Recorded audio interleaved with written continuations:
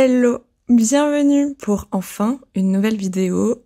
J'avoue qu'en ce moment c'est un petit peu compliqué de sortir des choses, etc. Mais déjà, juste avant, je vais parler du format de cette vidéo parce que forcément pour un bilan culturel, ça change de d'habitude. En fait, concrètement, je n'ai pas beaucoup de temps pour filmer. Et accessoirement, la lumière rentre très mal dans mon appart. Donc bon, la combinaison des deux, on va dire que de faire ce format-là un peu podcast, mais qui va être illustré quand je vais te parler un peu de tout ce que j'ai regardé. C'est plus simple pour moi, niveau montage, niveau temps, etc. Donc on va faire comme ça. La vidéo de la semaine prochaine, je vais essayer de sortir une vidéo la semaine prochaine. Waouh, 2 vidéos d'affilée. Ça sera sûrement un format similaire parce que ouais, c'est vraiment galère de filmer là en ce moment. Surtout que dans les prochains mois, je vais aussi commencer un stage, donc je sais pas quand est-ce que j'aurai le temps de caser YouTube. Donc pour l'instant, on va fonctionner sur un format mi-podcast, mi-vidéo. Et voilà. Du coup, aussi, ça va être un bilan culturel très long, vu que ça va regrouper ce que j'ai vu, lu, regardé, visité du mois de décembre et janvier. Donc, il va y avoir pas mal de choses. J'espère au moins que ça pourra te donner des idées de choses à voir ou à faire ce mois-ci. Et on va tout de suite commencer parce que sinon, on ne va pas s'en sortir. Et dernier petit point aussi par rapport au calendar de décembre, toutes les miniatures ont été mises à jour ainsi que les titres. Donc si t'es passé à côté d'une quelconque vidéo ou que finalement en voyant le titre, la vidéo t'intéresse plus que quand le titre était caché, n'hésite pas à aller voir ça. Et voilà, c'est tout. On peut commencer la vidéo enfin. Ça fait vraiment très longtemps que j'ai pas parlé dans un micro, donc ça fait un peu bizarre, mais on va reprendre un peu les habitudes et on va commencer du coup par les séries. Donc au mois de décembre, oui c'est ça, j'ai regardé la série Mercredi, qui n'en a pas entendu parler. Cette série a littéralement tout pété, on va dire, hyper présente sur les réseaux sociaux, etc., tels que TikTok, etc., etc. Forcément, c'est une série que j'ai bien aimée. Donc elle a été réalisée en partie par Tim Burton, mais je crois que c'est seulement les 4 premiers épisodes, ce qui fait qu'il n'y a pas forcément à 100% la touche Tim Burton, parce que comme il réalisait pas toute la saison, je sais pas s'il pouvait se permettre de mettre toute sa touche, ou si tout simplement c'était pas le but aussi à la base. Mais du coup, de quoi ça parle ? Évidemment, on suit Mercredi Adams qui va rentrer dans un internat pour des personnes un petit peu particulières, qui peuvent être des êtres fantastiques ou avoir des capacités particulière, quoi. Et du coup, ça reprend évidemment l'univers de la famille Adams, version Netflix, version série pour ados, mais de temps en temps, ça détourne un petit peu les codes des séries d'ados, ce que j'ai trouvé pas mal. J'ai bien aimé l'histoire parce que en fait, on va suivre un mystère qui se passe dans l'école, lié notamment à une bête qui tue des gens. Et forcément, moi, les séries où il va avoir une trame un petit peu policière, c'est des trucs où j'accroche très très bien. J'ai même un peu trop accroché à Mercredi, genre vraiment. Mon Dieu. Bref, vraiment, j'ai ressorti mes Creepers. Je ne sais pas si tu vois ce que c'est comme chaussure, mais voilà, j'ai ressorti mes Creepers et tout après avoir regardé Mercredi, alors que ça faisait genre peut-être 2 ans que je les portais plus. Mais voilà, vraiment, cette série, elle m'a bien eu. Évidemment, je te la conseille. À voir ce que ça va donner dans la saison 2 parce qu'évidemment la fin n'est pas une fin terminée, c'est une fin ouverte donc qui va nous amener à un nouveau mystère et on ne sait pas pour l'instant ce que c'est, donc à voir. Ensuite, l'autre série que j'ai regardée, je l'ai vraiment adorée, j'ai regardé la saison 1 et 2 extrêmement rapidement, c'est The White Lotus qui du coup va suivre différentes personnes qui vont faire des vacances au sein de la chaîne d'hôtels The White Lotus. Donc les 2 saisons auront des destinations différentes. La première, je ne sais plus du tout où ça se passe, mais on va dire que je crois que c'est dans des îles, mais je ne sais plus laquelle, parce que ça fait un moment que j'ai regardé. Et la deuxième, il me semble, elle se passe en Italie. On va suivre différents personnages et leurs histoires. Et on va dire la saison 1 est quand même peut-être un peu plus satirique pour ce qui est des personnes extrêmement riches et qui peuvent se permettre d'aller dans ces chaînes d'hôtels. À chaque début de saison, tu sais qu'il va avoir quelqu'un ou plusieurs personnes qui vont mourir, mais tu ne sais pas comment ça s'est passé. Et du coup, tout au fil de la saison, t'es un peu en mode oh mon Dieu, mais qu'est-ce qui va se passer? Est-ce que c'est lui? Est-ce que c'est elle? Est-ce que c'est machin? Est-ce que c'est bidule qui va tuer cette personne? Enfin bref, du coup, encore une fois, les trucs un peu de meurtre et un peu d'enquête, on va dire, même si dans la série même, les personnages n'enquêtent pas et c'est plutôt toi, spectateur, qui a cette position parce que tu sais à l'avance ce qui va se passer. Bah forcément, moi, ça marche bien sur moi. Surtout, il y a un humour, comme je t'ai dit, très satirique qui va caricaturer certains personnages. La saison 2, du coup, pareil, ça fonctionne à peu près de la même façon, peut-être un peu moins satirique, mais on s'attache tout autant aux personnages, voire plus dans la saison 2.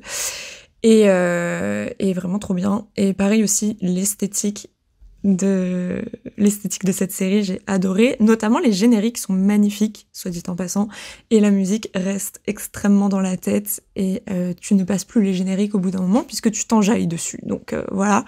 En tout cas, c'est des séries que, les 2 saisons, je te les conseille, je les ai beaucoup aimées. Au début, je m'attendais à rien et je comprenais pas la hype que je voyais sur les réseaux, etc. Je me suis dit, vas-y, je cherche des trucs à regarder, on va donner une chance. Et puis, au final, j'ai mangé les 2 saisons très très vite. Donc ça, je te conseille vraiment The White Lotus, c'est très drôle. En fait, ça peut être drôle, à la fois inquiétant, à la fois énervant quand il y a certaines situations et tout, mais franchement, j'adore. Donc je te la conseille. Ensuite, encore une fois, à cause des réseaux, je suis extrêmement influençable. J'ai regardé Ginny and Georgia. Oui, prononciation catastrophique, mais voilà. Donc j'ai pas fini la saison 2 encore, j'ai regardé la saison 1 complète, ça c'est sûr. Et ça va parler du coup d'une famille un peu particulière où la mère a eu très tôt sa fille et ensuite aura un autre enfant avec un autre père. Et elles ont vraiment vécu dans la pauvreté, dans la galère, etc. Et on arrive dans la série à un moment où la mère, où le nouveau mari de la mère est décédé et du coup il y a un héritage qui est en jeu. Elle arrive dans une banlieue états-unienne plutôt riche, on va pas se le cacher, plutôt riche, bobo, où du coup elle va avoir une grande maison, etc. Elle va pouvoir enfin peut-être être stable, mais évidemment il va avoir des petites tensions parce que la mort de son mari est peut-être un petit peu suspecte et on ne sait pas forcément si c'était réellement un accident. Donc ça va parler un petit peu de ça, mais on va dire que le main point, c'est surtout relation fille et mère, et surtout comment grandir quand t'as eu une vie très très instable. Donc voilà, j'ai trouvé ça sympa. Après, ça fait très... Sans être péjoratif, ça fait très teenage série. Donc c'est vrai que par exemple, comparé à un White Lotus, c'est une série qui fait beaucoup plus adulte, on va dire, que Ginny and Georgia, c'est très ado. Parfois, il y a certains personnages qui m'énervent un peu, on va pas se le cacher. Je vais essayer de finir la saison 2. C'est une série que j'ai bien aimée, mais sans plus. Après, je peux comprendre la hype sur des personnes peut-être un petit peu plus jeunes que moi. Mais c'est vrai que j'ai bien aimé, mais voilà, sans plus. Ensuite, on va passer à Alice in Borderland, la saison 2, que je n'ai pas fini parce qu'en fait, j'hésite réellement à continuer. Donc la première saison, j'avais beaucoup aimé. Donc c'est une espèce de jeu de survie japonais où les personnages, oui, essayent tout simplement de survivre à travers des jeux. Voilà, je me répète, mais voilà comment résumer Alice in Borderland. Et la saison 2, pour l'instant, je la trouve un petit peu ennuyante pour le moment. Mon copain l'a fini et me dit de continuer parce que le dernier épisode apparemment est une masterclass, mais je sais pas si j'ai envie de m'infliger toute la saison pour arriver à ce fameux épisode masterclass, parce que pour le moment, là, ça m'endort un peu. J'avoue, donc je ne sais pas pour l'instant si je vais continuer. Voilà, donc si tu as vu, n'hésite pas à me donner ton avis. Ensuite, on va passer à 2 téléréalités. On a Sauf qui pécho 2. qui est du coup une télé-réalité coréenne où des personnes vont se rencontrer sur une île et ils ne connaissent pas les âges, les métiers et je crois que c'est tout. Les métiers et ou études des participants et ils ne peuvent seulement le découvrir quand ils vont au paradis, c'est-à-dire qu'ils ont un date en tête-à-tête dans ce qui est appelé le paradis dans cette émission. Et c'est là qu'ils pourront découvrir ces informations. Donc c'est une émission de dating que j'aime bien. Franchement, ça change, on va dire, des télé-réalités qu'on a peut-être l'habitude de voir, qui sont peut-être un petit peu plus trash, avec un vocabulaire peut-être un peu plus vulgaire, etc. Là, c'est plutôt kiki, on va dire, même si parfois même si parfois certaines situations peuvent être agaçantes parce que tu es là, mais non, bidule, choisis elle, machin, oh non, la pauvre, elle a un crush sur bidule, mais bidule a un crush sur machin, et du coup, ça ne fonctionnera jamais. Mais voilà, je trouve que c'est une télé-réalité qui remplit ses buts de divertissement. T'as envie de savoir qui va finir avec qui, est-ce que bidule aime bien machin, quel est le métier de truc, etc., etc. Donc voilà. Et si tu as aimé Sauf qui pécho, je te conseille de regarder Pink Lie, qui est sur Disney+, il me semble, qui, pareil, émission de dating en Corée, qui va avoir aussi un peu ce but, qui va aussi avoir un peu des secrets, c'est-à-dire que, encore une fois, les participants,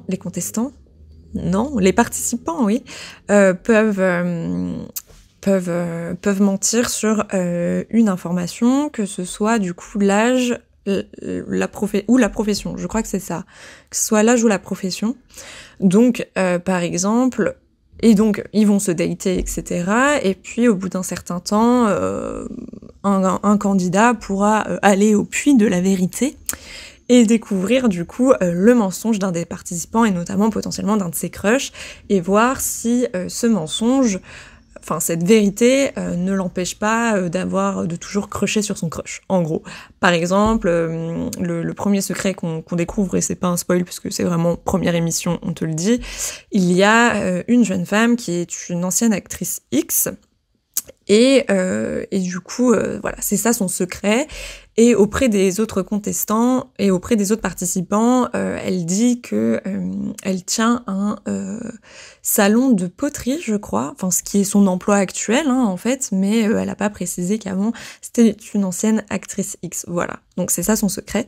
On va voir, voilà, chacun a son secret, et puis tu vas les découvrir au fil des émissions. Les participants vont eux aussi découvrir des secrets sans que l'autre ne sache que son secret a été découvert. Voilà, il y a des petites tensions évidemment entre différents participants parce qu'ils ont le même crush ou ce genre de choses. Mais pareil, c'est pas dans la vulgarité, c'est pas dans le trash, c'est pas dans les insultes. Ça va. Franchement, c'est quand même très soft comparé à ce qu'on a pu voir en France, par exemple, ou même aux États-Unis. Donc voilà. Donc si t'avais aimé Sauf qui pécho, je te conseille Pink Lie, qui est plutôt pas mal. Ensuite, je pense qu'on va pouvoir passer au film. Alors, on va commencer par les choses où j'ai le moins de trucs à dire, parce que c'est des classiques et que tu les connais très sûrement. J'ai regardé Princesse malgré moi, le 1 et le 2. Donc le 1, c'est une jeune lycéenne qui découvre qu'en fait elle est héritière d'un royaume et que elle va devoir avoir l'éducation d'une princesse, etc. et être au niveau pour recevoir ce titre, en gros. Et dans le 2, spoiler, elle a réussi à être princesse, mais là, cette fois, il faut qu'elle se trouve un mari afin de devenir reine. C'est un petit peu réducteur, mais voilà le speech. C'est des films feel good, c'est des films qui passent très bien niveau divertissement. Ça a été des classiques dans les années 2010, il me semble. Donc voilà, j'ai pas grand chose à dire de plus. C'était divertissant, mais c'est pas non plus du grand cinéma, quoi. Ensuite, j'ai regardé La Nuit au musée 3 parce que je ne m'en souvenais plus. Et en fait, notre cher gardien de musée doit résoudre un mystère dans le musée où en fait les créatures qui prennent vie la nuit, commencent à bugger et donc il faut aller résoudre le mystère et pour ça il faut partir au British Museum de Londres alors qu'eux se trouvent à Washington. Il me semble ils sont à Washington ou à New York. Non, je crois que c'est Washington. Je crois qu'ils sont à Washington. Bref, et puis en plus de ça, il y a le fils du gardien de nuit qui se joint à l'aventure. Donc ça va parler relation père-fils, sur les questions qu'on a sur son avenir, etc. Quand tu finis le lycée et que tu ne sais pas vers quoi te diriger, etc., etc. Pareil, film feel good, pas forcément très grand cinéma aussi, mais très sympa et divertissant à regarder. Ensuite, on va continuer sur cette lancée avec Cusco 2. Vraiment, beaucoup de films doudous ce mois-ci, hein. Où on va suivre du coup l'aventure de, je ne sais plus comment il s'appelle, mais c'était l'assistant d'Irma. C'est Kronk, non? Je crois que c'est Kronk. Il s'appelle Kronk. Oui, je crois que c'est Kronk. Où tu vas le suivre dans une aventure où il veut absolument rendre fier son père et recevoir un thumbs up. Du coup, il va avoir différents stratagèmes pour rendre fier son père et il va avoir plusieurs petites histoires qui vont se mêler jusqu'à ce qu'il résout son fameux problème de rendre fier son père. Voilà, je sais pas si j'ai bien résumé, mais voilà. Pareil, film très kiki, très mignon, très divertissant. Très Disney, finalement.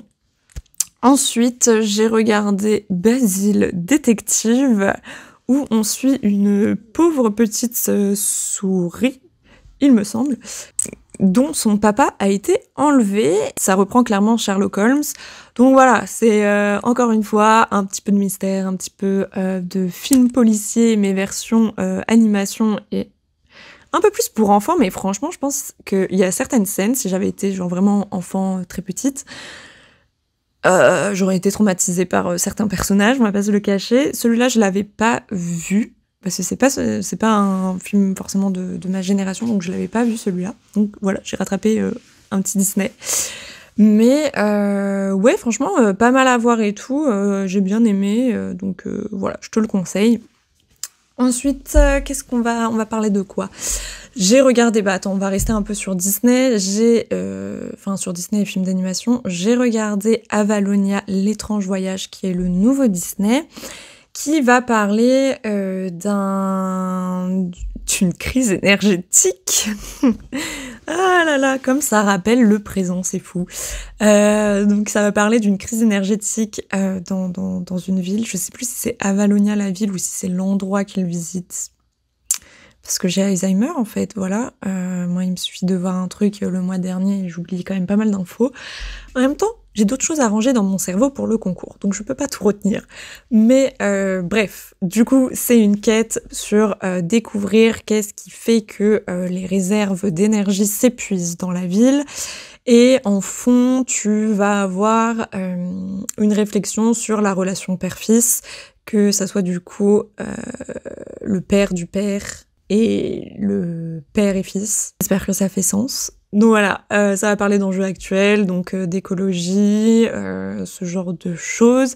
Il n'y a pas vraiment de méchants comme dans les anciens Disney. Là, c'est plutôt des questions plus philosophiques et sociétales, notamment du coup autour de l'écologie. J'ai beaucoup aimé les graphismes. En plus, il y avait des petits animaux bizarres et des petits êtres mignons. Donc forcément, j'étais contente. Voilà, il m'en faut très peu. Alors moi, tu me mets un chien ou un chat et c'est fini. C'est bon, j'aime bien le film. Enfin bon, bref. Mais du coup, je te le conseille. Il est plutôt sympa à voir. Et voilà. Ensuite, qu'est-ce qu'on a d'autre? Nous avons Glass Onion, que j'ai regardé, qui est donc la suite de À couteau tiré. Donc pareil, c'est un film un peu cluedo, policier, donc encore une fois, ça marche bien sur moi. Et puis c'est assez drôle aussi de voir Daniel Craig, parce que du coup moi, mes yeux connaissent principalement Daniel Craig en mode James Bond, assez sérieux, etc. Et c'est vrai que dans Glass Onion, tu découvres un peu plus son humour britannique. Et oui, tu le vois un peu plus jouer la comédie, donc ça fonctionne bien. Donc là, il va arriver sur l'île d'un milliardaire qui littéralement peut caricaturer tous les gros milliardaires qu'on connaît, type Elon Musk, Jeff Bezos, etc., etc. Donc vraiment, c'est une caricature. Soit dit en passant, il a une collection d'art dans la villa qui est sur l'île, assez impressionnante. Sauf que moi, le problème maintenant, c'est que quand il y a des grosses collections d'art dans les films, je n'écoute plus le film. Je suis en train de me faire un blind test toute seule à regarder les œuvres, à me dire « Oh, la Joconde de Léonard de Vinci, bon ça va. Oh, un Mondrian, oh, il y a ça, oh, il y a ci et tout. » Donc, bref, une catastrophe, mais ça m'entraîne pour le concours, ce n'est pas si mal. Mais sinon, voilà, le film est plutôt pas mal, ça fonctionne bien. Moi, je te le conseille, c'est très divertissant. Et en vrai, franchement, les intrigues Cluedo, ça marche toujours. Donc voilà, il y a un peu d'absurde aussi dans ce film-là, donc peut-être que ça ne plaira pas à certains, mais franchement, moi, j'ai passé un très bon moment. Donc voilà, ensuite, on va parler des films que je suis allée voir au cinéma, parce que je pense que ces 2 films, c'est important de les voir dans des bonnes conditions. Donc on va commencer par Avatar 2. Je crois que quand le 1 est sorti, je devais être au collège, et je me souviens qu'à l'époque, c'était un truc de fou, genre un film en 3D, waouh, iconique, tout ça, bref. Donc là, de voir le 2, j'étais très contente, parce que ça fait très longtemps qu'on attend, en fait. Et au niveau... Donc du coup, je suis allée le voir dans de très bonnes conditions. Je crois que j'étais en 3D, en IMAX, je ne sais plus. Faudrait que je redemande à mon copain, et je te mettrai là. Je te recommande ces conditions-là, du moins si t'as l'argent pour, parce qu'on va pas se le cacher, c'est archi cher le cinéma, waouh, ça m'a choquée. Enfin, du moins dès que tu veux voir un film dans des conditions max, c'est waouh. C'est cher. Enfin bon bref, du coup, Avatar 2, ça parle de quoi ? Ça parle de notre cher héros habituel. Est-ce que j'oublie les noms à chaque fois ? On a l'habitude, finalement. Donc, on suit encore une fois Jake Sully, qui est maintenant un véritable Na'vi, qui est carrément même chef du clan, en fait, qui, depuis, a agrandi sa famille, sauf que, malheur, un méchant revient à la surface, et du coup, il faut fuir. Et du coup, on va rencontrer le peuple de l'eau. J'ai pas retenu le nom, je suis désolée. Mais on va rencontrer le peuple de l'eau, donc c'est un avatar cette fois qui se passe plus dans les tropiques, dans les îles que dans les forêts. Visuellement, rien à dire. C'était magnifique à voir. Moi, j'ai mes yeux pétillaient, j'étais trop contente. C'était superbe à voir. Rien à dire là-dessus. Au niveau de l'intrigue, c'est là où je trouve où ça pêche, c'est que ça ressemble en fait très fortement à l'intrigue du 1. On a les mêmes problématiques, mais version waterproof, quoi. Version eau, vraiment. Et donc ça, c'est peut-être un peu dommage, mais évidemment, je suis très contente parce qu'il y avait de nouveaux animaux, donc vraiment, je suis si faible. J'ai pas nécessairement senti les 3 heures passer, je dirais peut-être un petit peu sur la fin où je commençais un petit peu à trouver ça long, mais en fait, les images étaient tellement belles que c'est passé quand même assez vite, même si on s'attend quand même... à la suite de l'intrigue et au déroulement, puisque bon, voilà, ça reprend quand même vachement le 1. Donc à voir sur les prochains volets, parce que peut-être que là, fallait voilà, un peu réintégrer tout ça, réintroduire l'univers, et puis aussi introduire les enfants de Jake Sully, notamment certains qui sont un petit peu particuliers, pour sûrement dévoiler des mystères dans les prochains volets. Voilà. Est-ce que je le conseille ? Oui, pour l'image, pas forcément pour l'intrigue, mais je pense que si t'as envie plus tard de voir les prochains volets, faudra passer par là pour continuer à voir les prochains volets. Voilà. Ensuite, le dernier film que j'ai vu donc au cinéma, c'est Babylone. Alors au début, je voulais pas spécialement aller le voir, je sais que tout le monde en parlait en mode oh là là, casting de fou, ça va être trop bien, etc., etc. Et en plus, c'est un film... En plus de ça, c'est un film de Damien Chazelle, donc il y en a beaucoup qui sont en mode « Oh mon Dieu, il faut absolument aller le voir, etc. » C'est celui qui a réalisé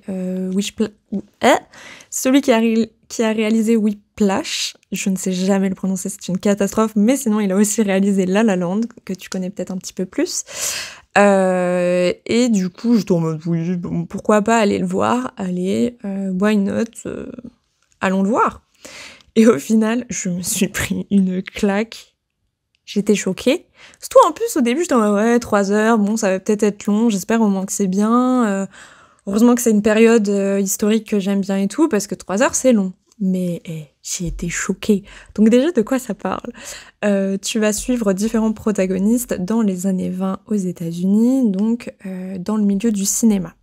À cette époque-là, ce qu'il faut savoir, c'est que du coup, au début du cinéma, rien n'est forcément très réglementé, très cadré, etc. Chose que tu vois d'ailleurs très bien dans le film. Et puis en fait, ça va peu à peu se professionnaliser. Et puis surtout, on va passer du muet au parlant. Et ça va être une transition qui a pu être difficile pour certains acteurs du cinéma, notamment les acteurs tout court, ceux qui jouent, parce que parfois ils fonctionnaient très bien en muet, mais dès qu'il fallait parler et jouer en parlant, là ça fonctionnait plus. Donc tu vas avoir différents stéréotypes de personnages et suivre leur intrigue. Tu vas avoir le gars qui part un peu de rien et qui va réussir à rentrer dans ce milieu et qui pourra même avoir une très bonne place. Tu vas avoir l'acteur en déclin qui est un peu en fin de carrière et que tout le monde commence un peu à oublier, on va dire. Tu vas avoir la jeune actrice qui est une outsider, qui va connaître un grand succès, etc. Et puis, bref, tu verras par la suite. Donc voilà, t'as ces stéréotypes-là et tu vas suivre leurs intrigues. Et ce qui est bien aussi, c'est que c'est 3 heures et tu les sens vraiment pas passer parce que littéralement, le film est sous coke. Je tiens à le dire. Déjà, dans le film, il y a énormément de consommation de drogue, mais alors le film lui-même est très coquet. Genre vraiment, ça passe très très vite. Le film joue avec toi au niveau des... Comment on dit au niveau du rythme. Parfois, tu vas avoir des moments un petit peu plus lents, parfois contemplatifs. Et puis, genre, sans transition, tu vas avoir un moment totalement chaotique. Donc, en fait, le film se fout littéralement de ta gueule. Genre, vraiment, moi, j'aime beaucoup ça. C'est dur de pas le spoiler. Donc là, je vais mettre un warning. Voilà. Et si tu veux ne plus avoir d'informations, normalement j'ai rien spoilé avant, mais si tu veux plus avoir d'informations, passe directement au timecode que je t'ai indiqué, parce qu'on va parler de la fin. Enfin, je vais en parler, oui, voilà, vite fait. La fin, mon cerveau a explosé, mon catalogue d'œuvres cinématographiques a commencé à défiler dans mon cerveau, j'en pouvais plus. En mode, oh my god, mais ah ouais. Franchement, à la fin, j'ai vraiment beaucoup aimé. C'est le film qui retourne en fait à sa matière primaire, qui se regarde, qui s'analyse, etc. Et du coup, forcément, c'est un truc vas-y de bobo hipster. Donc moi, j'adore. Voilà, on va pas se le cacher. Je pense que c'est un film qui va pas forcément plaire à tout le monde. Je sais par exemple... Big up à cette dame. Il y avait une dame devant moi dans le cinéma qui avait pas trop l'air de kiffer la séance, et puis en sortant, elle était encore une fois devant moi et j'ai pu l'entendre dire voilà, mais pourquoi Brad Pitt est allé se fourrer dans un film comme ça, il vaut mieux que ça, ce film c'était n'importe quoi, c'était comment ça, c'est quoi le terme qu'elle a utilisé, mais en gros que c'était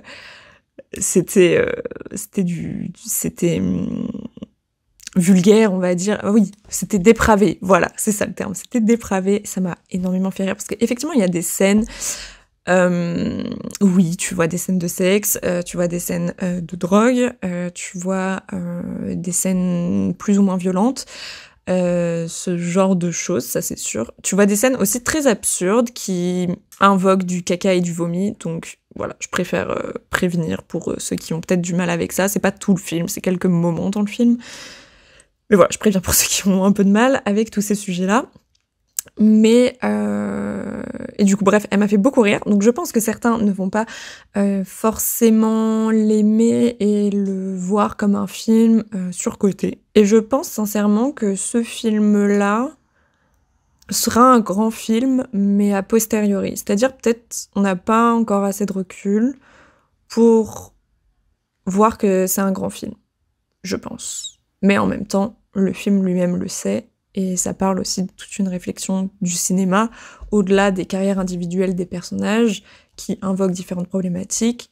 Ça parle aussi du cinéma en général, de l'histoire du cinéma, etc. Donc moi, je l'ai beaucoup aimé. C'est vraiment un film, je pense que si t'es en histoire de l'art, histoire du cinéma, etc., tu vas kiffer. Donc voilà, moi je le recommande, vraiment. Ah oui, d'ailleurs, attends, faut qu'on parle d'un truc. Je remets un spoil, mais faut qu'on parle d'un truc. La scène avec Tommy Maguire, j'étais en train de mourir. J'étais en mode... Dans ma tête, je me disais, pour me rassurer, c'est cool, ils invoquent un peu le style des films d'horreur et tout, super, il y a un mélange stylistique dans son film. J'étais en train de me chier dessus à ce moment-là, ok? Vraiment, moi, je suis une flippette. Enfin, devant les films, ça va, mais alors là, j'étais pas bien.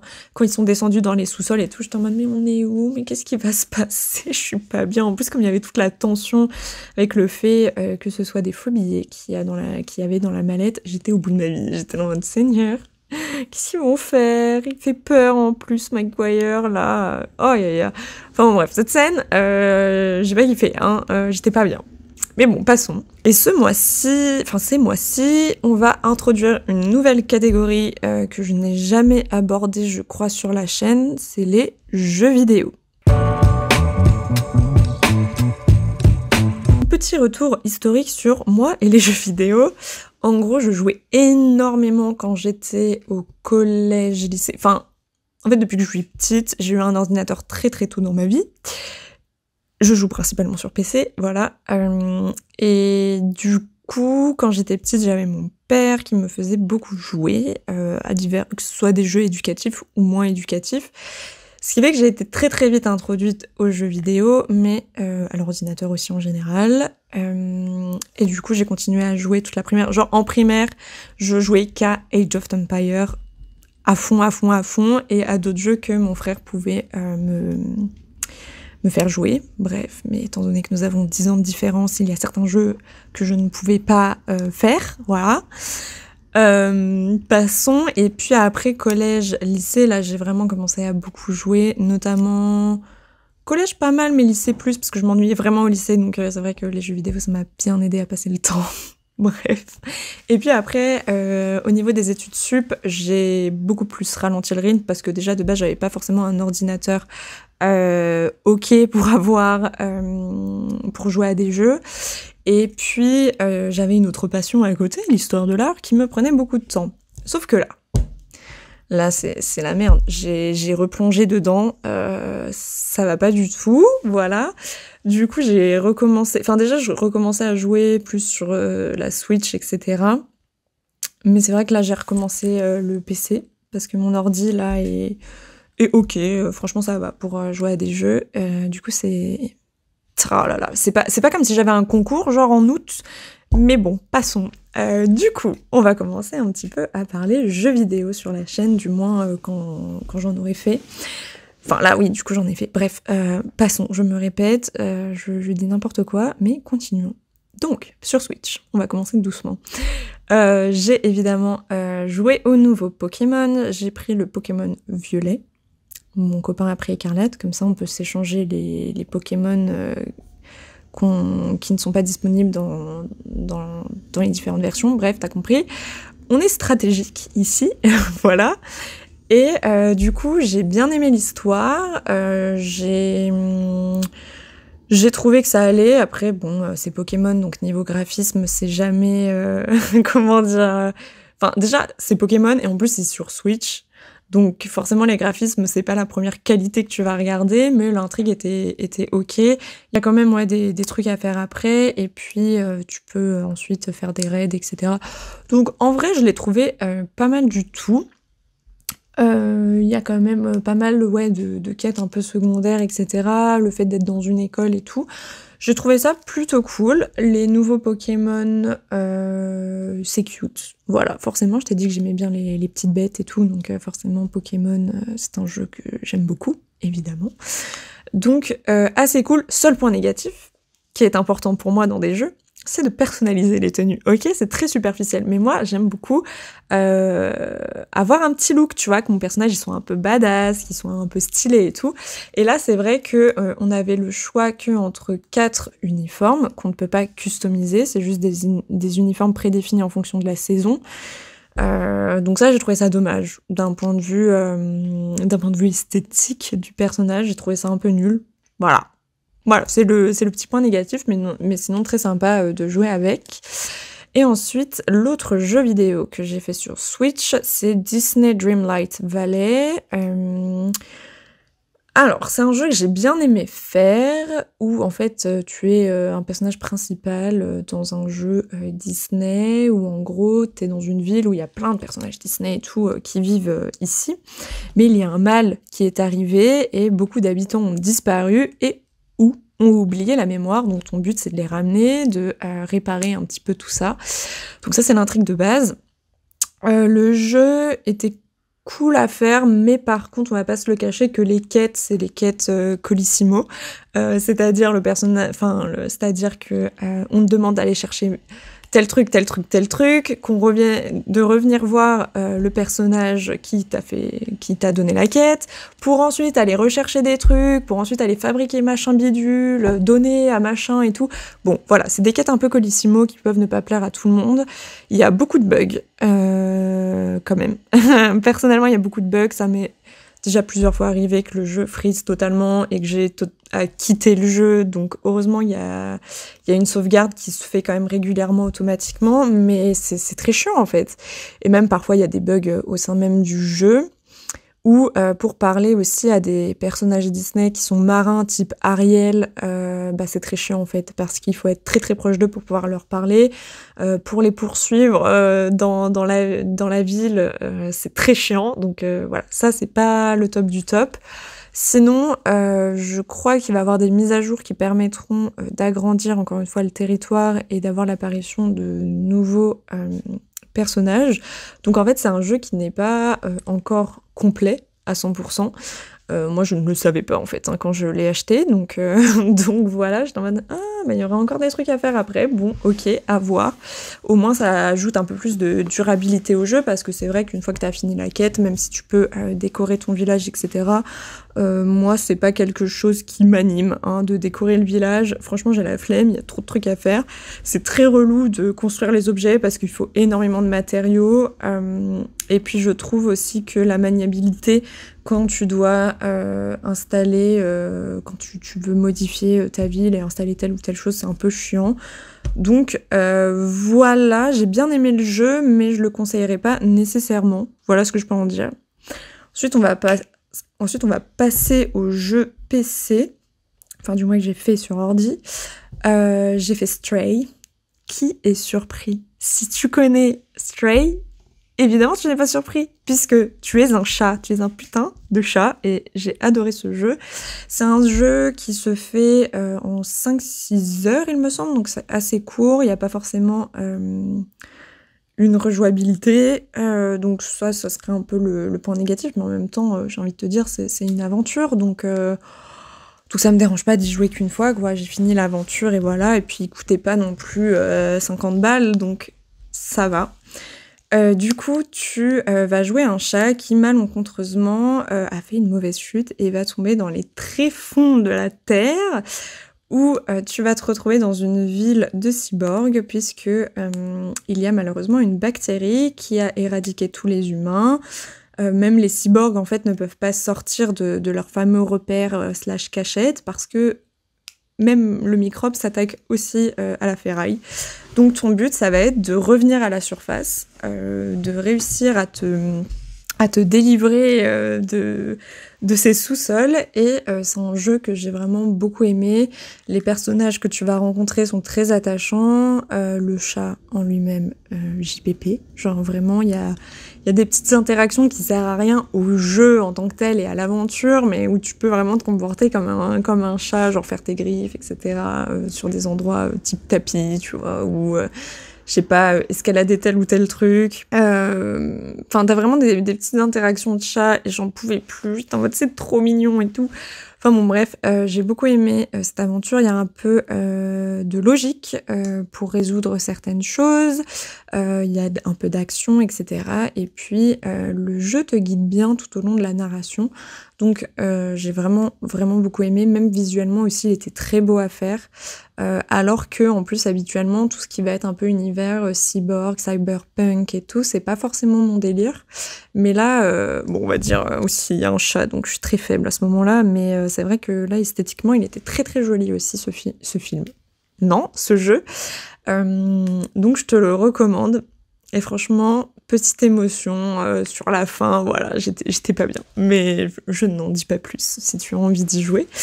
Donc voilà, et ensuite j'ai joué à un jeu classique des années 90, il me semble. Du coup, j'ai joué à la version remasterisée, qui sont les Monkey Island.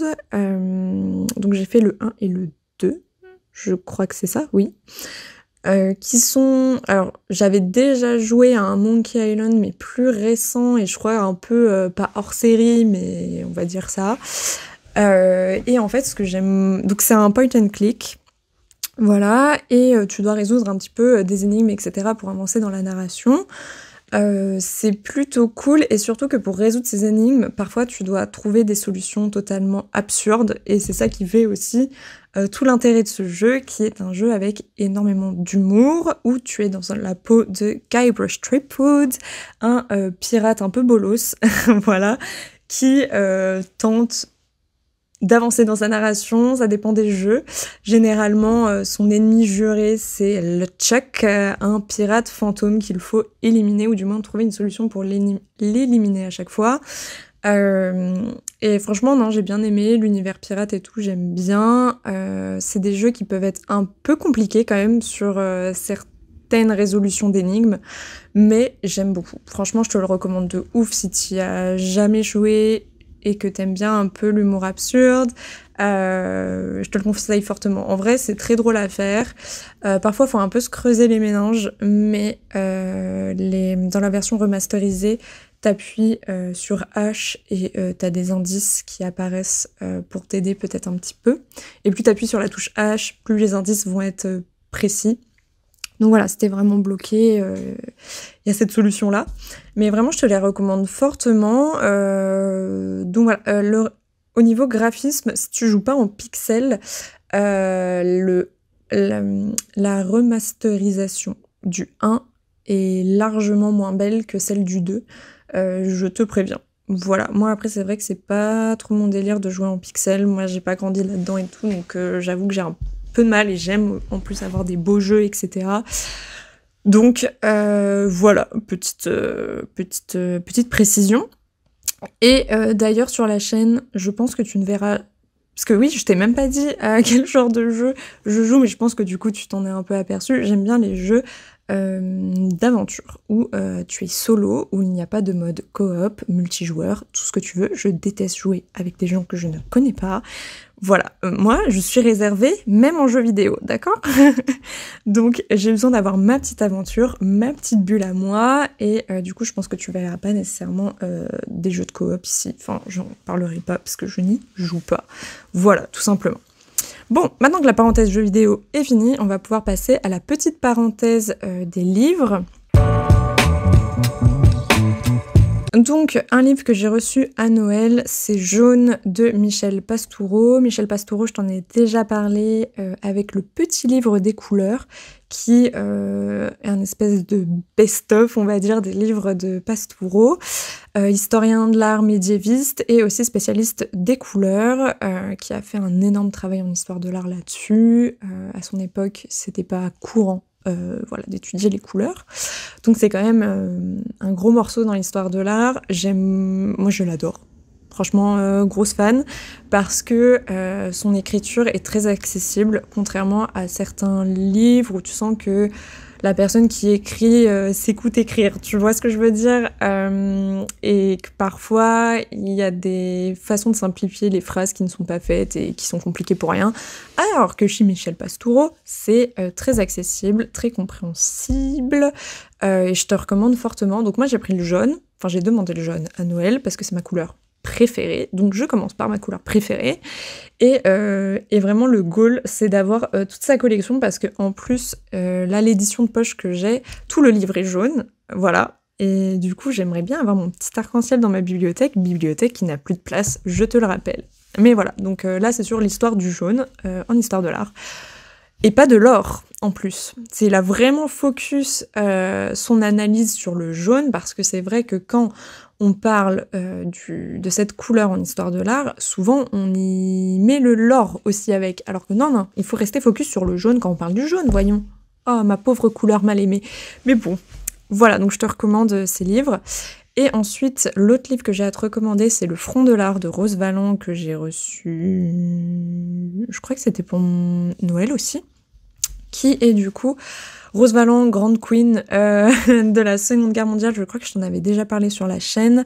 C'est une dame qui travaillait au musée du jeu de paume pendant cette époque-là et qui en fait a absolument ressourcé tous les déplacements d'œuvres d'art que faisaient les nazis, toutes les destructions aussi qu'ils ont pu faire, puisque le jeu de paume était une sorte de musée passage pour les déplacements des œuvres d'art vers l'Allemagne.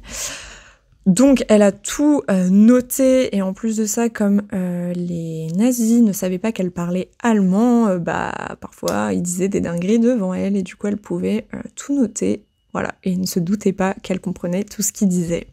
C'est bête, voilà. Donc elle a absolument tout concilié.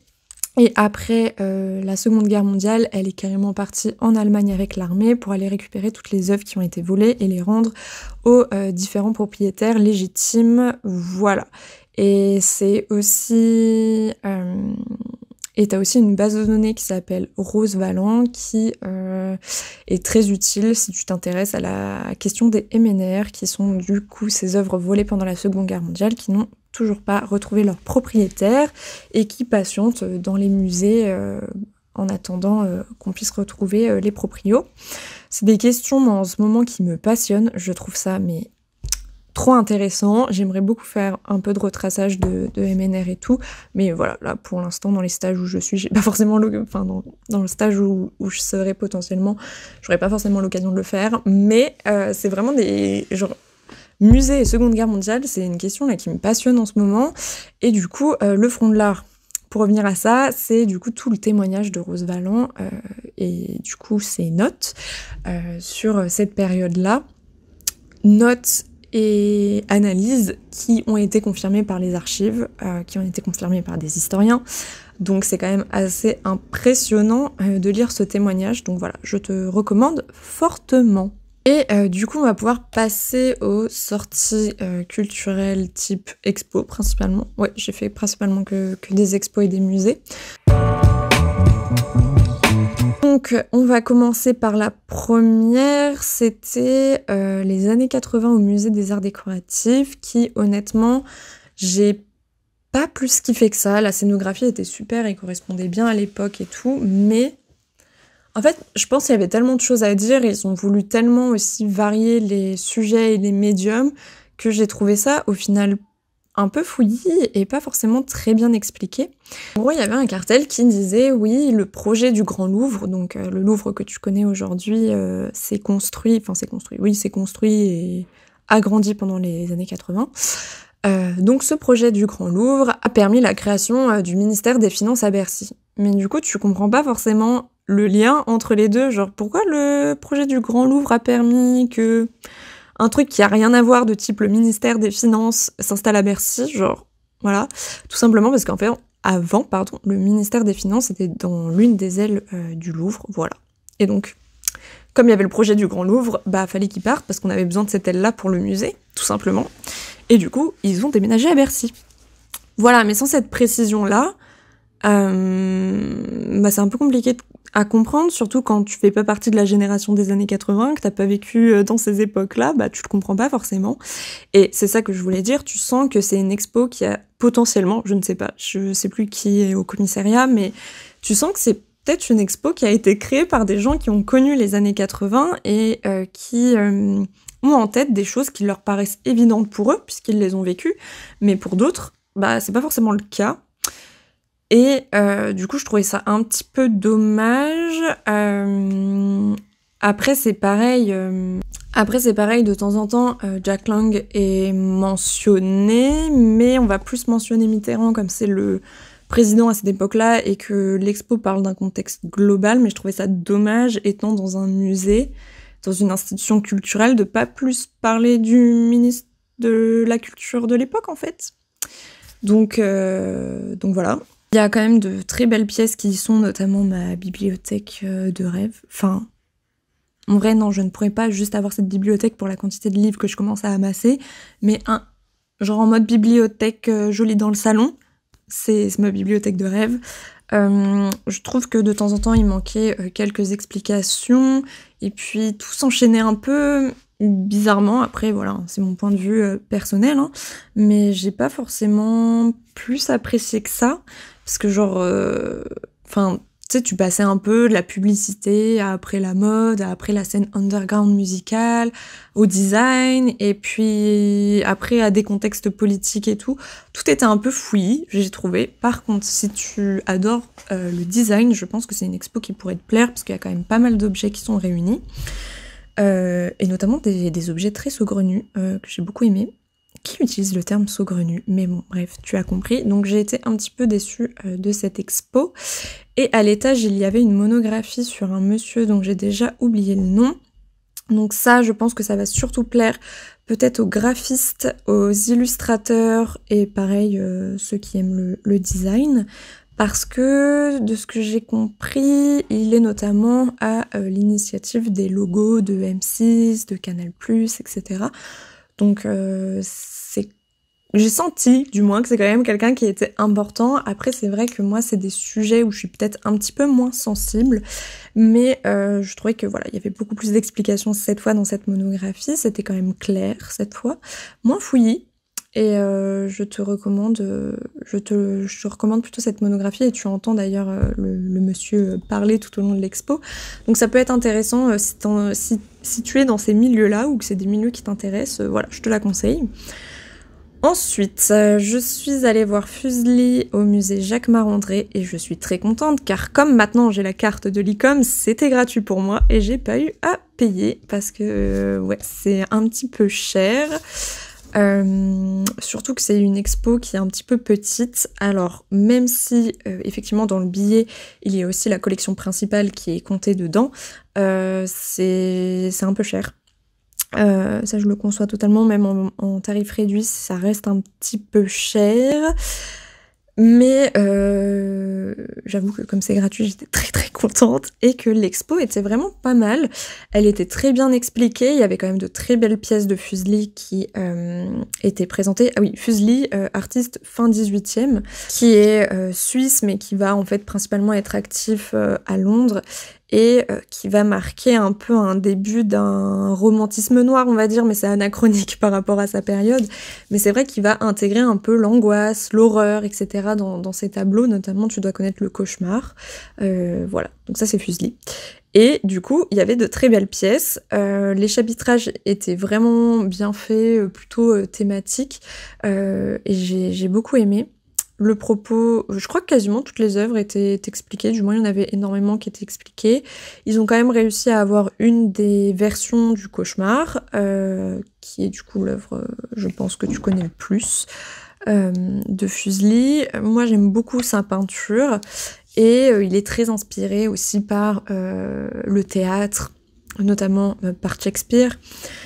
Du coup, forcément, tu vas retrouver des thèmes shakespeariens dans ses peintures, et vraiment, moi j'aime beaucoup ses œuvres. C'était très très intéressant à voir. Je crois qu'elle est finie par contre, donc voilà, si tu mets la main sur le catalogue d'exposition, je te la recommande fortement. Voilà.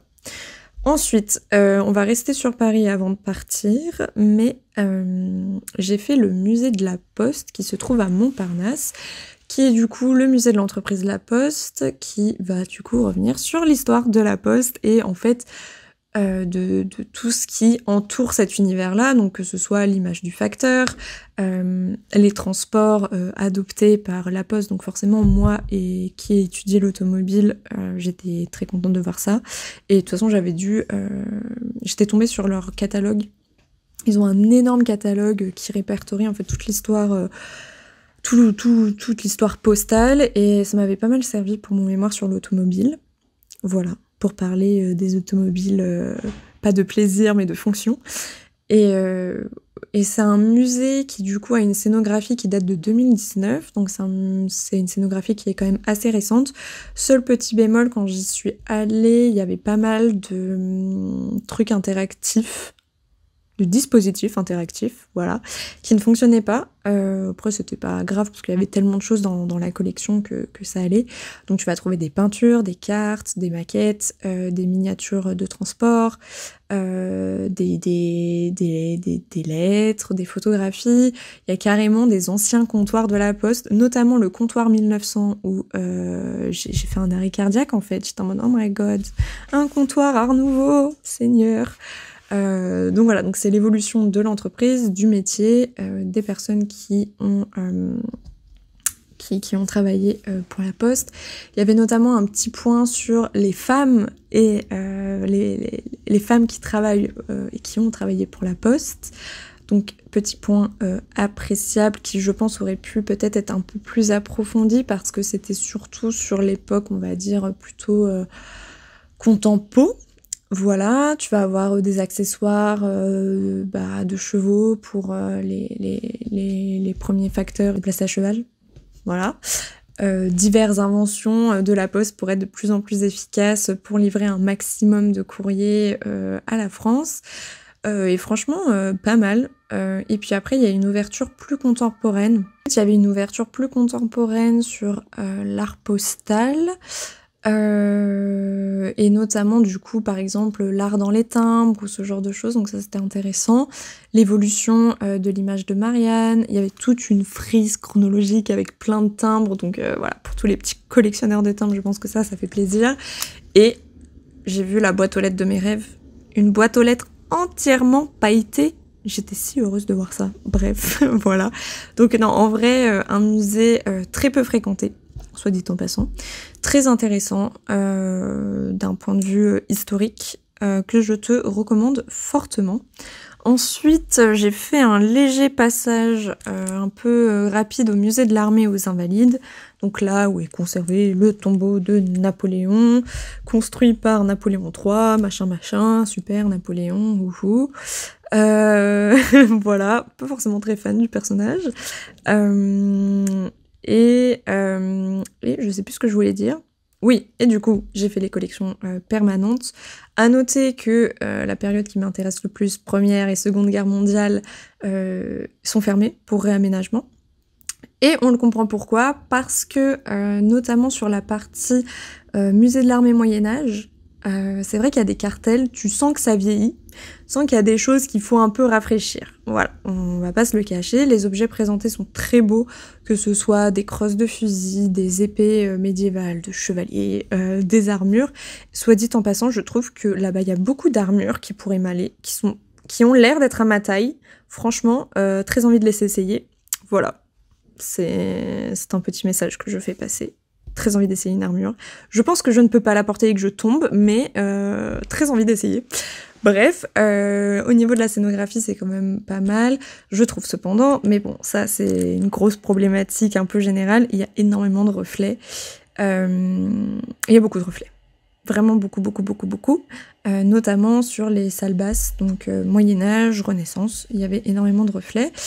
Après, je t'avoue que j'ai un peu rushé la suite parce que j'y suis allée un petit peu tard, donc ça fermait non pas si longtemps que ça, et j'étais en pleine crise de migraine, voilà, big up à tous les migraineux. Donc c'était un peu compliqué de se concentrer, j'ai essayé de prendre un maximum, mais voilà, donc il y a beaucoup d'objets, collection hétéroclite comme au musée de la Poste, armes, costumes, cartes, estampes. Mais c'est assez cool à faire et c'est gratuit pour les moins de 26 ans. Voilà, petit message. Et, ah oui, ah non, j'ai oublié de te parler de ça, faut que je t'en parle.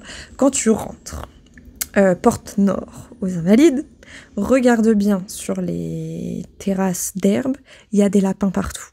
Il y a des lapins partout. J'étais si heureuse. Je crois que j'ai plus kiffé C'est horrible ce que je veux dire. Je crois que j'ai plus... Mais en même temps, ma migraine n'était pas si horrible que ça au début. Voilà. Je crois que j'ai plus kiffé voir les lapins que voir la collection. Voilà, je pose ça là. Mais vraiment, c'est parce que quand je suis rentrée dans la collection, la migraine, elle a commencé à frapper fort. Voilà. J'étais très contente de voir autant de lapins, surtout en plein milieu de Paris. Enfin, bref. Big up aux lapins. Voilà, c'est tout ce que j'ai à dire. Et ensuite, on va donc passer à Orléans. J'ai passé une journée avec mes parents là-bas pour réviser et pour aller voir certaines collections. Comme c'est pas trop loin de Paris, ils ont pu m'emmener, puisque je n'ai pas de voiture, pas de permis. Donc, ça m'a évité de payer un billet de train. Voilà. Le programme, c'était au début de commencer par le Musée des Beaux-Arts d'Orléans. Au XVe siècle en Europe, il y a vraiment de très très belles pièces dans ce musée. Il est très grand, donc vraiment prends ton temps pour le faire. Je crois que on y est resté 2 heures, un peu plus de 2 heures en faisant l'exposition et sachant qu'on ne sait pas forcément comment dire. Je pense que j'aurais pu plus me poser, mais bon, j'allais pas torturer mes parents à rester 3 siècles dans un musée, voilà. Mais vraiment une très belle collection. Toutes les œuvres sont expliquées du coup du 15e jusqu'au 19e, puisque dans le sous-sol, qui est la partie art moderne, art contemporain, là il n'y a plus trop d'explications. Les œuvres ne sont pas du tout expliquées, si ce n'est la salle 24, parce que j'ai le plan sous les yeux. Je crois que c'est la salle 24 qui est expliquée, où c'est l'art des années 80 jusqu'à nos jours. Là, il y avait des petites fiches explicatives, mais c'est vrai que pour toutes les autres œuvres du sous-sol, j'ai pas vu d'explication sous les œuvres comme dans les étages du dessus. Peut-être que c'est en cours. Peut-être. Voilà. Donc ça, c'était un petit peu dommage, surtout que c'est peut-être cette période-là qui est la plus compliquée à appréhender quand on s'y connaît vraiment pas et qu'on se retrouve face à des œuvres un peu particulières. Je crois qu'il y avait qu'une seule œuvre qui a été expliquée là-dedans, en dehors de la salle 24, mais sinon tout le reste aux étages, je crois que toutes les œuvres ont des explications, ce que je trouve formidable, parce que rien de plus frustrant que d'être attiré par une œuvre, de vouloir en savoir plus et de pas avoir l'explication sous les yeux. Donc après, effectivement, tu peux faire tes recherches par toi-même, mais il faut avoir cette volonté de vouloir faire des recherches. Moi, je peux faire les recherches facilement parce que je sais où chercher, etc. Mais quelqu'un de lambda qui vient au musée comme ça, voilà, pour flâner, qui au final a bien aimé une œuvre et qui veut retrouver des infos, bon... peut-être effectivement juste en tapant le titre et tout, quand même, les gens ne sont pas bêtes, mais en tapant le titre et tout, tu peux trouver des informations, mais pour diguer un petit peu plus, bon, voilà. C'est un peu dommage, et surtout que c'est le but de musée aussi, d'offrir de la culture et des informations.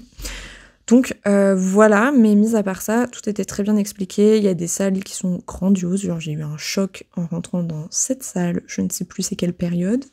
Voilà, et dans la salle 19e, évidemment, mon siècle, j'ai été choquée de voir cette salle, j'étais là en mode oh waouh, c'est magnifique. Donc vraiment un très beau musée qui adapte sa scénographie en fonction des siècles, notamment au niveau des couleurs des murs, etc. Un musée aussi qui fait quelques efforts écologiques. À noter, parce que y avait certaines salles en fait qui étaient plongées dans le noir tant qu'il n'y avait pas de spectateurs et la lumière s'activait uniquement quand un visiteur rentrait dans cette salle. Donc voilà, quelques économies d'énergie. Pareil, tous les prospectus qui au final tu penses ne pas te servir ou que t'as pas envie de garder, t'avais un bac à la sortie où je suppose que le papier est recyclé ou peut-être redonné si le prospectus est en bon état. Donc voilà, il y avait une exposition sur Jean Bardin, du coup qui est un artiste principalement orléanais de ce que j'ai compris, qui est initiateur aussi de l'école des beaux-arts d'Orléans,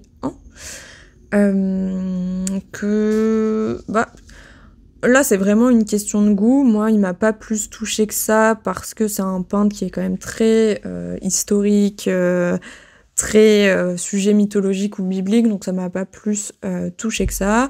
Les explications étaient suffisantes. C'était un parcours chronologique. C'était intéressant, mais c'est juste que moi, personnellement, ça m'a pas plus touchée que ça. La scénographie était aussi très cool et tout. Donc voilà. Je crois que c'est tout pour le musée des Beaux-Arts. Je crois que j'ai rien d'autre à dire. Donc on va pouvoir passer au FRAC. Donc FRAC, du coup, c'est le Fonds régional d'art contemporain, donc, qui permet de mettre en avant de l'art contemporain. Et notamment dans cette structure un petit peu particulière qui mélange du coup une architecture très très contemporaine dans un bâtiment plus ancien. Quand j'y suis allée, il me semble que c'était le premier étage qui était fermé pour démonter une exposition qui venait d'être finie. C'est très important de noter qu'il est gratuit. Donc franchement, profites-en d'avoir accès à l'art contemporain totalement gratuitement pour tout le monde. Il n'y a pas de gratuité spéciale parce que tu as un statut particulier. C'est vraiment pour tout le monde. Donc ça, c'est vraiment un énorme point positif. Il est vrai que c'est un peu plus excentré du centre-ville, mais franchement, ça se fait du musée des Beaux-Arts au FRAC, ça se fait à pied tranquille, ou même du centre-ville tout court, ça se fait facilement. Donc moi je te le recommanderais parce que ça permet d'être en contact d'art contemporain gratuitement. Il y a quand même des explications qui sont là. J'ai cru voir du moins une médiatrice qui se baladait dans les salles, donc que tu peux aborder, je suppose, pour avoir plus d'explications. Il y avait une programmation au sous-sol qui était quand même très orientée féminisme, donc forcément moi ça m'a plus touchée cette partie-là. Il y avait aussi des œuvres faites en imprimante 3D que j'ai trouvé très très stylées. Et après on m'a un peu plus perdue aux étages, mais parce que là cette fois j'ai trouvé que les explications n'étaient pas forcément très claires. Donc j'ai pas trop compris. Et l'autre, attends, parce que je crois que j'ai des prospectus, donc je vais te donner les noms. C'était Performer l'architecture, donc du groupe UFO. Que j'ai été un peu moins sensible, mais c'est vrai que j'aurais pu aussi lire en fait j'ai lu que les cartels qui étaient présents dans la salle et pas forcément le petit livret que j'ai pris, parce qu'en fait j'étais tout simplement claquée à pouvoir taper tout le musée des Beaux-Arts, voilà, tout simplement. Donc faudrait que je me pose un peu plus en fait pour réfléchir à tout ça, mais c'est vrai que du coup la partie UFO j'ai moyennement aimé, et j'ai pas du tout aimé l'architecture d'anticipation de Joseph Jankovic, je suppose, parce que là c'est purement esthétique pour moi, c'est un style d'architecture que je n'aime pas trop, très guerre froide, très strict on va dire. Moi je le rappelle, je suis spécialisée en art nouveau, donc moi j'aime la rondeur, j'aime les fioritures, j'aime les petites fleurs, les trucs comme ça, tu vois, donc c'est vrai que voilà, ce type d'architecture-là, c'est pas trop mon délire. Je pense que ça peut en intéresser certains, donc je pense que là, vous allez beaucoup aimer. Mais j'ai pas particulièrement apprécié cette partie-là. Mais encore une fois, je te recommande fortement d'aller au FRAC, qui, quand moi j'y suis allée, était pas forcément ultra fréquenté. Donc les visites étaient très agréables. Et encore une fois, c'est gratuit. Donc, vas-y, si tu es de la région ou que tu penses passer à Orléans. Et puis du coup à suivre les prochaines programmations aussi, parce que ça change quand même pas mal, ça évolue quand même pas mal, donc à voir ce qui est proposé. Et l'architecture plus moderne du coup qui est encastrée dans une architecture plus ancienne. D'extérieur j'ai pas trop aimé, je trouvais ça rigolo on va dire, cette forme extérieure, mais l'intérieur j'ai beaucoup plus aimé parce que c'est du bois. Donc même si c'était ultra angulaire et tout, ça restait assez chaleureux à l'intérieur, et j'ai bien aimé les puits de lumière et tout qu'il pouvait avoir. Voilà, pour parler un peu du bâtiment. Du coup, là, c'est le FRAC Centre Val-de-Loire. Voilà. Et du coup, voilà, je te le recommande. Je te le recommande fort fort fort. Et la dernière chose que j'ai visitée, j'ai fait la cathédrale d'Orléans aussi, très grande, très somptueuse, des vitraux magnifiques, évidemment Jeanne d'Arc qui est représentée dessus, puisque Jeanne d'Arc a libéré Orléans des Anglais. Et en parlant du coup de Jeanne d'Arc, j'ai fait la maison de Jeanne d'Arc. Mais moi je pensais que, je sais pas, j'allais voir la maison de Jeanne d'Arc, pas un film de 15 minutes qui parle de la vie de Jeanne d'Arc, sans pouvoir en fait visiter la maison qui est en fait un centre de ressources. Donc si tu t'attendais comme moi innocemment à voir la maison où a habité Jeanne d'Arc lorsqu'elle était quelque temps à Orléans, bah non en fait, voilà. Mais le film est très clair, hein, soit dit en passant, et puis la scénographie du film est stylée, genre t'as un grand écran et sur le bas t'as des statues qui représentent Jeanne d'Arc à différents moments de sa vie, et du coup en fonction du moment de sa vie, les sculptures s'éclairent en synchronisation avec la vidéo. Donc oui, c'est pas mal et tout, mais bon, ça casse pas 3 pattes à un canard, je recommande pas nécessairement, voilà. C'était sympa à faire parce qu'on était au chaud, mais voilà, sans plus. On l'a fait parce que, en fait, avec le billet du musée des Beaux-Arts, c'était gratuit pour mes parents et pour moi. Donc, enfin, c'était gratuit, c'était compris dans le billet, en fait. Donc voilà. Et petite note, je te laisse observer les autres lieux que tu peux visiter avec le billet des Beaux-Arts parce que, du coup, ils ont des partenariats avec les autres lieux culturels de la ville, ce qui te permet de visiter à moindre coût quand même, donc c'est assez intéressant. Moi, comme j'y restais une journée, j'ai pas fait tout Orléans, voilà, mais j'ai fait ce que je considérais comme le principal pour mes révisions. Donc voilà, et je crois qu'on a enfin fini. Waouh! Oh, là, au moment où je parle, je vois 1h14, plus d'1h14 de rush à traiter. Je suis désolée. J'espère franchement que ça t'a plu, hein, de retrouver un petit peu les vidéos et mes recos culturels. J'espère que tu pourras un peu puiser là-dedans pour passer tes prochains mois. Donc voilà pour ça. Je vais essayer du coup de sortir une vidéo la semaine pro. On croise les doigts pour que j'y arrive. Et du coup, on se retrouvera normalement la semaine prochaine. Salut!